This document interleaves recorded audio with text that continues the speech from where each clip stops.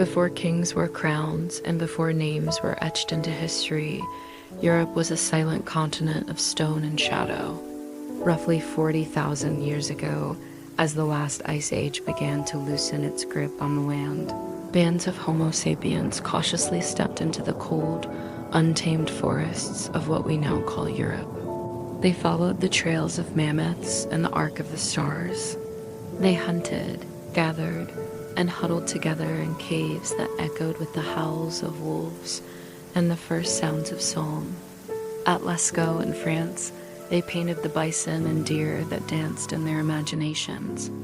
At Skara in Scotland, they built homes of stone, nestled against the wind. These were not mindless brutes. They were early engineers, artists, astronomers, quietly mastering fire and flint beneath Europe's ancient skies. Around 7000 BCE, the quiet rhythm of hunting and gathering gave way to the pulse of the Neolithic Revolution. Agriculture arrived from the Near East, carried by migrating farmers who brought with them the knowledge of seeds, soil, and cycles. They met the indigenous foragers of the land, and together, or sometimes in conflict, they laid the first roots of settled life.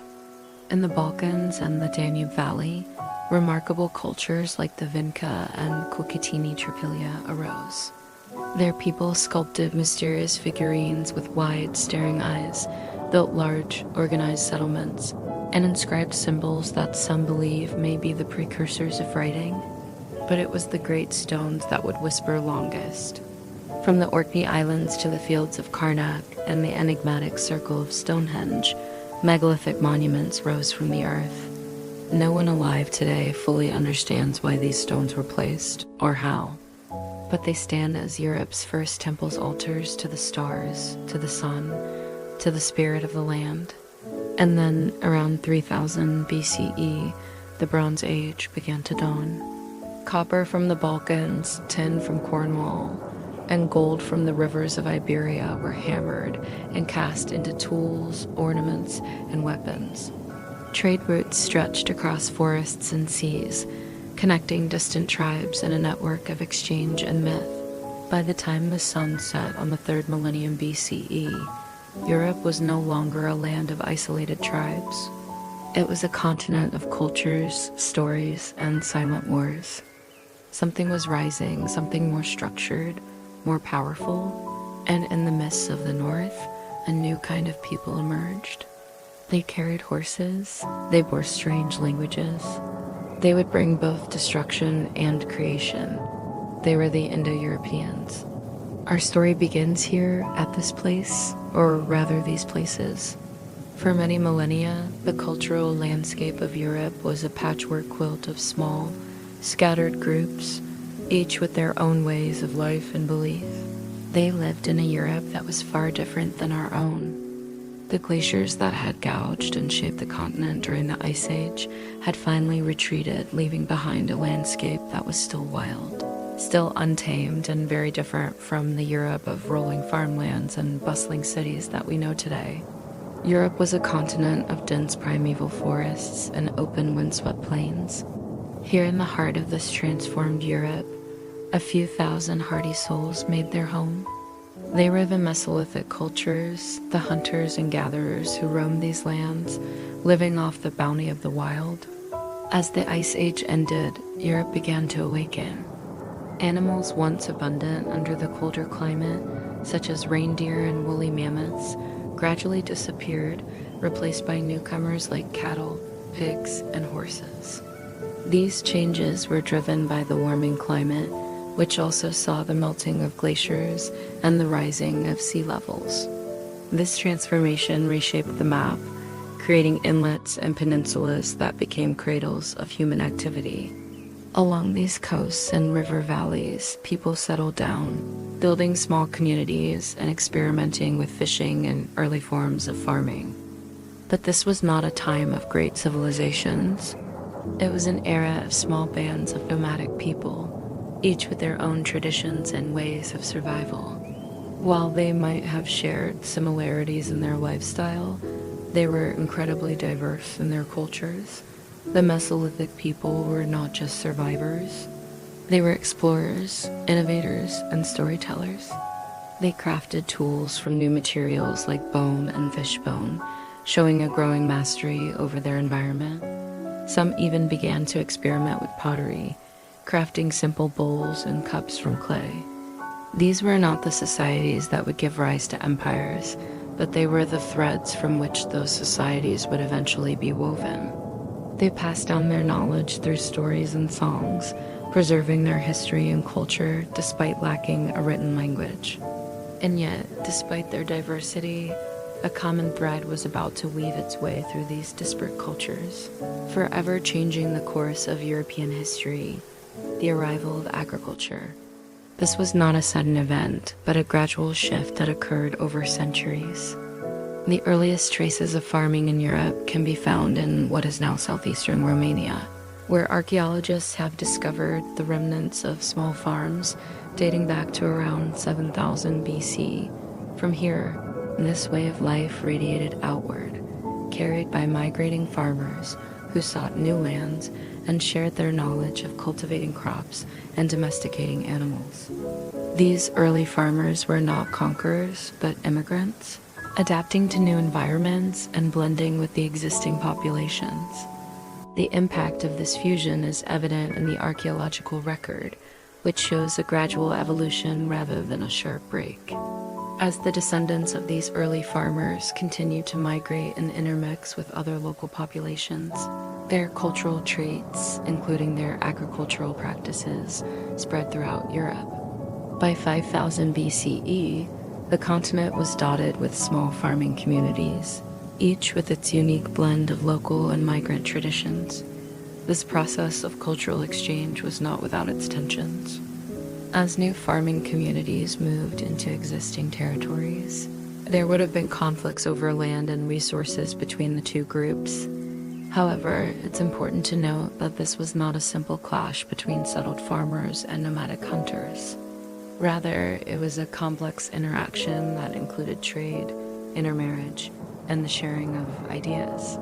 The coexistence of these different cultures is reflected in the archaeological record, which shows a gradual evolution and fusion of traditions rather than a clear division. In the heart of this transformed Europe, amidst the fertile lands of what is now the Balkan Peninsula, there emerged two of the most remarkable cultures of the Neolithic age, the Vinca and Cucutini Triplia cultures. These societies flourished in the 6th and 5th millennia BC, leaving behind a legacy that continues to intrigue modern scholars. The Vinca culture, named after the Serbian town of Vinca near Belgrade, is renowned for its impressive settlements and enigmatic artifacts. Excavations at the site of Vinca uncovered the remains of a large settlement with substantial houses constructed from wood and mud brick. These dwellings provided shelter to a community of approximately 2,000 people, making it one of the largest settlements in Neolithic Europe. The inhabitants of Vinca were skilled craftspeople, creating pottery decorated with intricate geometric patterns and figurative motifs. They also produced figurines of both human and animal forms, some of which display unusual features such as large, staring eyes. These enigmatic figures, known as the Venus figurines, are believed to represent fertility goddesses, highlighting the importance of fertility and the cycle of life in their religious beliefs. Further north, along the banks of the Prut River in what is now Romania, another remarkable culture thrived, the Cucutini Tripilia culture. Like the Vinca, the Cucutini Tripilia people were advanced agriculturalists who domesticated plants and animals and built large settlements. The city of Tripilia is a testament to their architectural prowess. It was one of the largest settlements in Europe, covering an area of 175 acres and housing a population of around 12,000 people.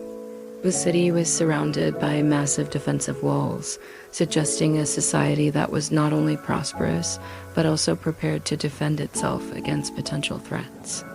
The Cucutini Tripilia culture is also celebrated for its exquisite pottery. which often featured abstract geometric designs and zoomorphic motifs. These ceramic creations are not just decorative items, but tangible expressions of a sophisticated culture. Both the Vinca and Cucutini Tripilia cultures reached their peak between 5,300 and 4,800 BC, but their influence extended far beyond their territorial boundaries.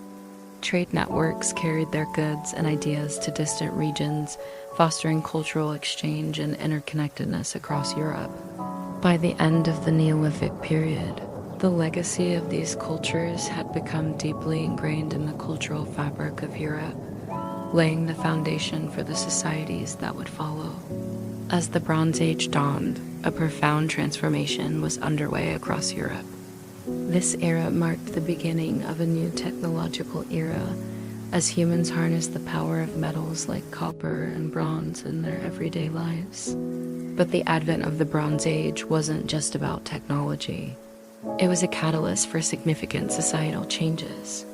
As metal tools became more prevalent, agriculture intensified, leading to larger settlements and the emergence of social hierarchies. Trade networks expanded, connecting distant communities and fostering cultural exchanges. Cities started to take shape, becoming centers of commerce, craftsmanship, and cultural innovation.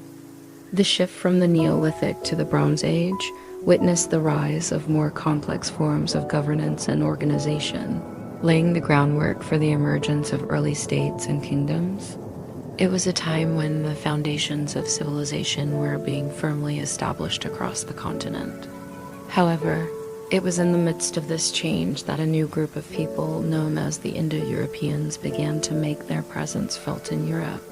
Originating somewhere in the Pontic-Caspian steppe, these nomadic horsemen migrated westward, carrying with them a distinct language and cultural traditions. As they journeyed, they encountered the existing cultures of Europe, and the interactions that followed would profoundly shape the continent's destiny. These encounters weren't always peaceful.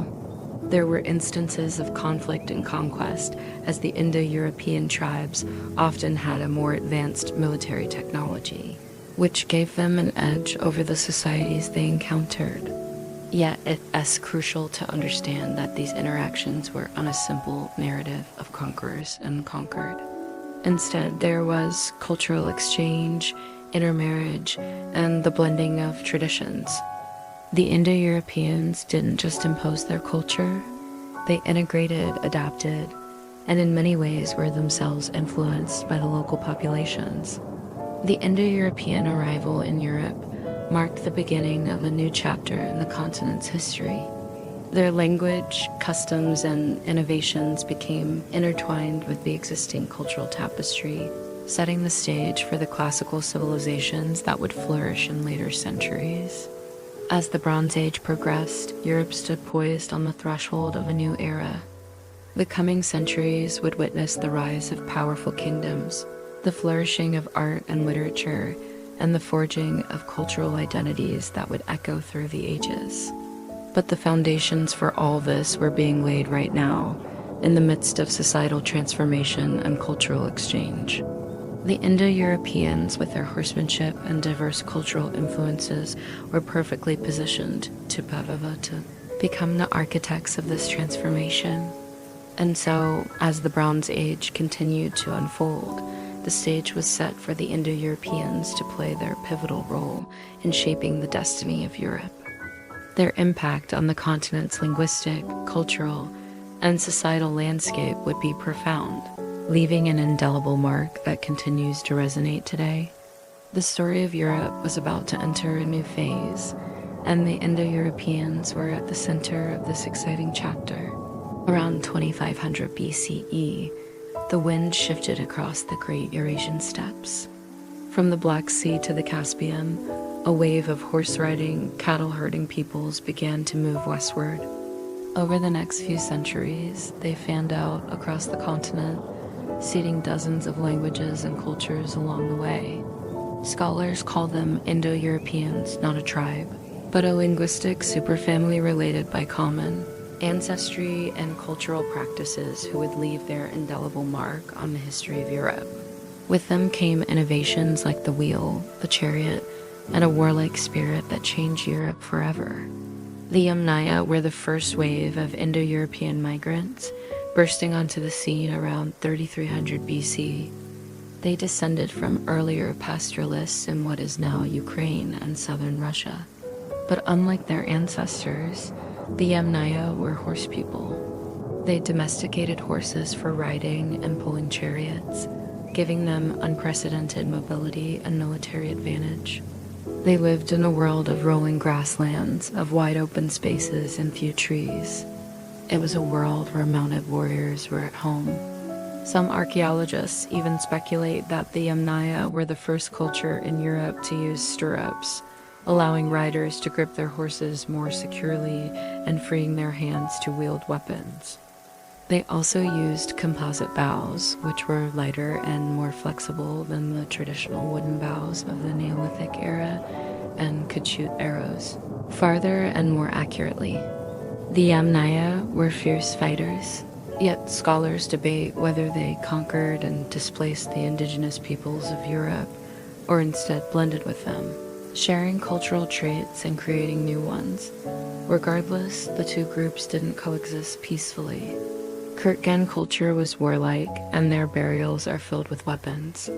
Kurgan is the name given by Russian archaeologists to the burial mounds of the Yamnaya culture. Typically constructed from wood or stone, they were enormous, sometimes reaching over 100 feet high and 500 feet wide. The largest kurgan in Europe, the Cassiopea Mogul in Kazakhstan, is nearly twice the size of the Great Pyramid of Giza. The kurgan was a reflection of the social hierarchy of the Yamnaya. Chieftains were laid to rest with wagons, chariots, and animal sacrifices, while commoners received simpler send-offs. Perhaps most fascinating are the treasures buried with male elites, objects that have left historians puzzled. Each chieftain was buried with 2 identical wagons, each containing 2 horses. The horses were sacrificed alive and buried with their riders in a ritualistic display of loyalty that has no parallel in later European cultures. This practice may reflect the Indo-European belief in an afterlife journey where the deceased chieftain continued his role as a leader and required his loyal companions to accompany him. The Yamnaya were also responsible for the corded ware culture, named after the distinctive pottery found at their settlements. The corded ware people lived in the northern regions of Europe, in what are now Germany, Denmark, and Poland. They were skilled metalworkers, producing exquisite jewelry and ornaments from bronze. They inherited the warlike spirit of the Yamnaya, though historians debate whether they were Indo-European. If not, they were likely related through extensive cultural exchange with the Yamnaya. What is clear is that they shared many of the same cultural traits, including the construction of large burial mounds, the sacrifice of horses, and the use of chariots in warfare. Further west, the bell-beaker culture emerged around the same time, named after the distinctive bell-shaped pottery found at their sites. The bell-beaker people inhabited a vast region stretching from Spain to Switzerland and southern England. Like the corded ware, they were likely a mix of Yamnaya migrants and local populations. They excelled at metalworking, producing finely crafted daggers, axes, and jewelry.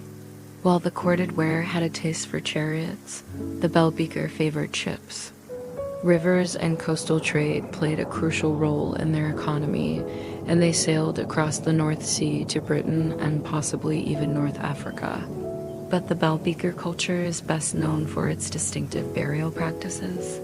When a chieftain died, he was laid to rest with his retinue of retainers and servants, all sacrificed to accompany him in the afterlife. These mass burials are unique in pre-classical Europe and reflect a growing social hierarchy and the emergence of a warrior aristocracy. As the Yamnaya roved through Europe, they encountered a diverse array of people and cultures. In the east, they met the catacomb culture, who took their name from their underground burial chambers. These people lived along the Black Sea coast and were adept at fishing and seafaring. In the southwest, they interacted with the Al-Argar culture, who cultivated vineyards and orchards and produced some of the earliest known depictions of human sexuality. And in the far west, they encountered the megalithic builders of Stonehenge and Ireland's Newgrange, though the connection between these cultures and the Indo-European newcomers is tenuous at best. Yet, despite their differences, the Indo-Europeans shared enough in common with the locals to form alliances and establish trading networks that stretch from the Atlantic to the Urals. In fact, the archaeological evidence suggests that it was often the women of the native populations who introduced Indo-European men to new technologies, like the wheel from the Anatolian plain and metalworking from the Iberian Peninsula. What is also remarkable is the speed with which the Indo-European languages diverged once they reached Europe. Within just a few hundred years, a common ancestral tongue split into dozens of dialects that would eventually evolve into the familiar languages of Latin, Celtic, Germanic, and Slavic. Indeed, the linguistic diversity of modern Europe reflects the continent's ancient origins, a mosaic of languages and cultures that were once part of a larger whole. As the first millennium BCE dawned, Europe entered a new era. Bronze fueled this transformation. Skilled artisans forged tools and weapons that were sharper, more durable, and easier to repair. Swords became longer, spearheads more lethal, and the widespread adoption of the chariot transformed warfare across the continent. In the Carpathian Mountains, the Boyne culture thrived, famed for their colorful ceramic vessels and intricate gold jewelry. Further west, the Lusatian culture dominated central Germany, renowned for their large settlements and elaborate burial rituals. They constructed massive tombs for their elite, sometimes stacking stones in circles or half circles. One such monument is the Gazak Circle in Saxony-Anhalt, Germany, Europe's oldest known stone circle, dating back to 3400 BC. It predates Stonehenge by over 1,000 years. Trade in amber, salt, and tin connected distant shores and fueled cultural exchange. Amber, prized for its beauty and believed to possess healing powers, was sourced from the Baltic coast and transported across Europe.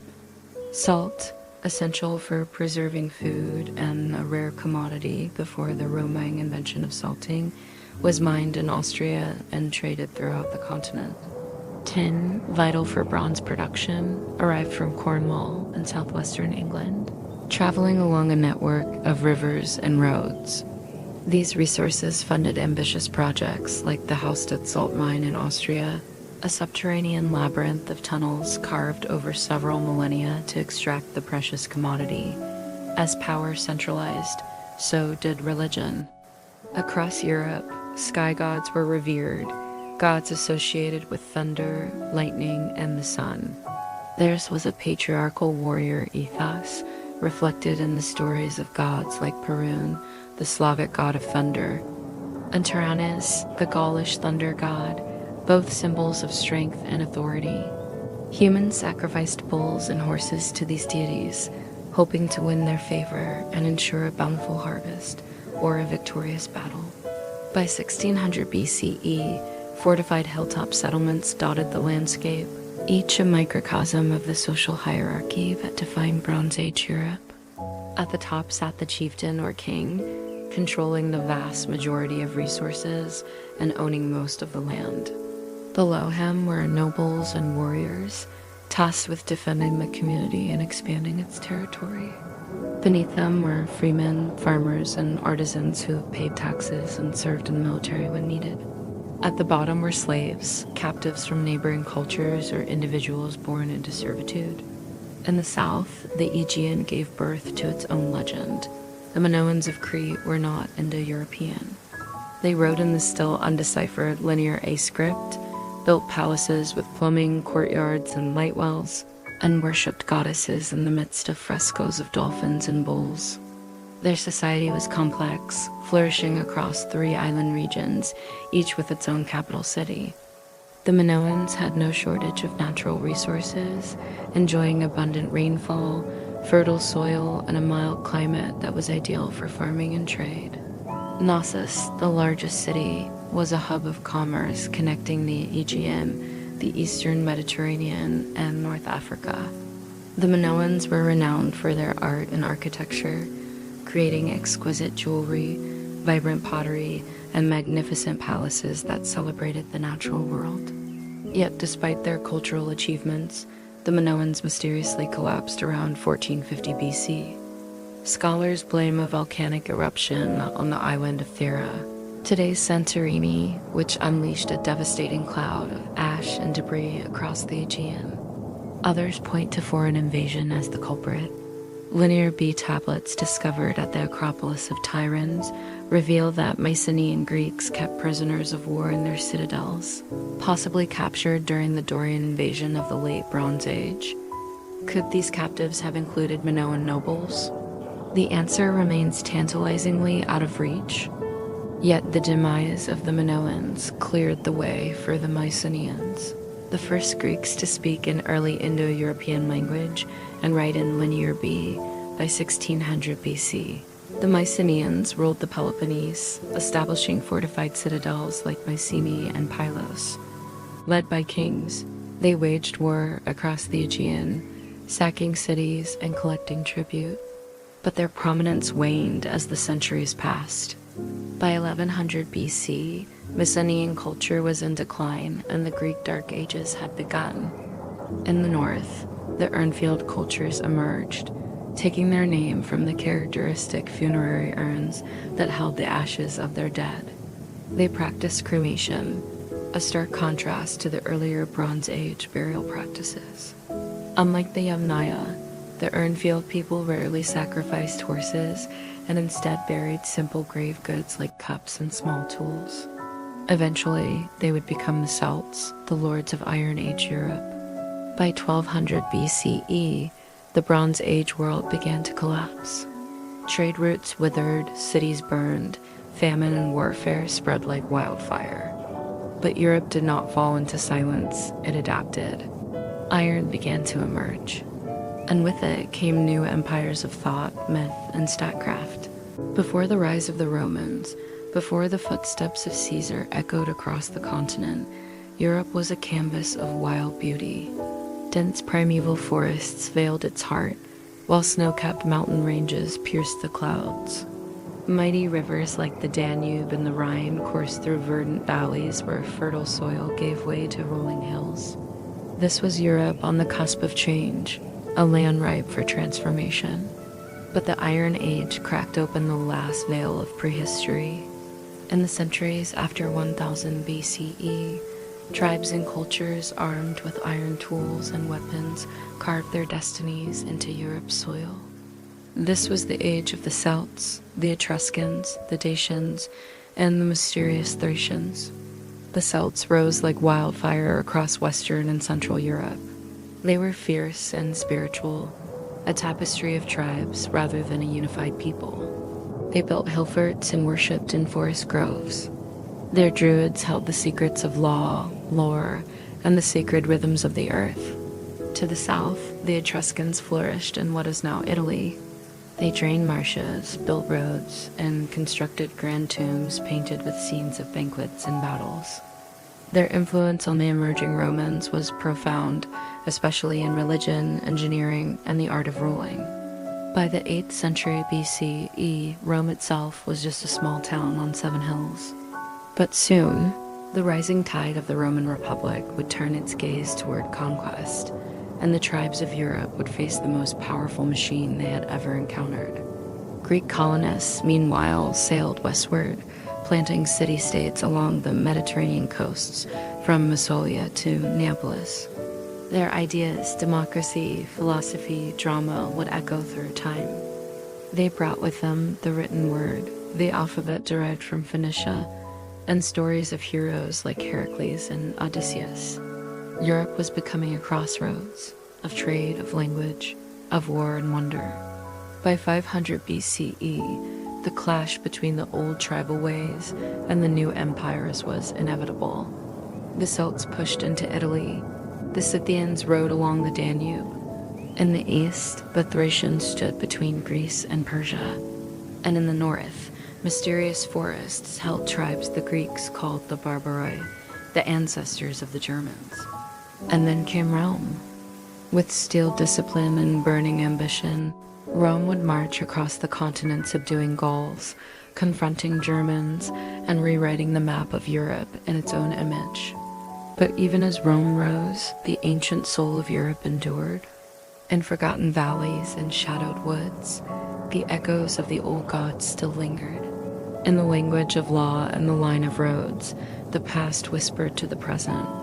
For Europe was not just forged in empire, but in myth layer upon layer of stone and song, flame and memory.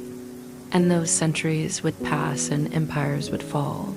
The story of ancient Europe still lives in our blood, our bones, and the silent stones that still stand beneath the sky. Hello and welcome to this channel. Today we are exploring the history of Europe from the Iron Age to the rise of Rome. So grab your helmets and join us as we journey through time. The Iron Age in Europe began around 800 BCE and marked a period of significant transformation. The Celts were a diverse group of people who shared a common language group and cultural traits. They were known for their skill in metalworking, creating exquisite jewelry and intricate weapons. The Latine culture, named after a remarkable find in Switzerland, represents the later phase of the Celts, known for its artistic brilliance and distinctive style. The Celts were deeply connected to nature and revered the sacred groves of ancient trees as places of spiritual power. Druids, their wise and learned priests, played a pivotal role in society, preserving ancient knowledge and guiding communities through rituals and ceremonies. The Celts were a predominantly oral society, with their rich traditions and epic tales passed down through generations by bards whose poetic skills kept the memory of their heritage alive. In contrast to the Celts, the Etruscans left behind tangible legacies of their culture, such as their unique alphabet and their iconic tombs. Their influence on Roman art and architecture was immense. The Etruscans excelled in engineering, constructing roads and bridges that facilitated trade and cultural exchange. The Via Appia, one of Rome's oldest roads, traces its roots back to Etruscan engineering. Their expertise in urban planning is evident in the design of Roman cities, which often followed a grid pattern. The Romans adopted many aspects of Etruscan religion, including their belief in an underworld realm ruled by the three-headed dog Cerberus. Some scholars believe the Romans derived their concept of Saturnalia, a joyous festival of feasting and gift-giving, from Etruscan celebrations. As the Iron Age progressed, the Greek presence in the West expanded, establishing settlements like Massilia and Neapolis. These colonies served as vital centers for trade and cultural exchange between the Greek world and the indigenous populations. Greek merchants transported valuable goods such as wine, olive oil, and pottery to coastal communities, stimulating economic growth and fostering cultural fusion.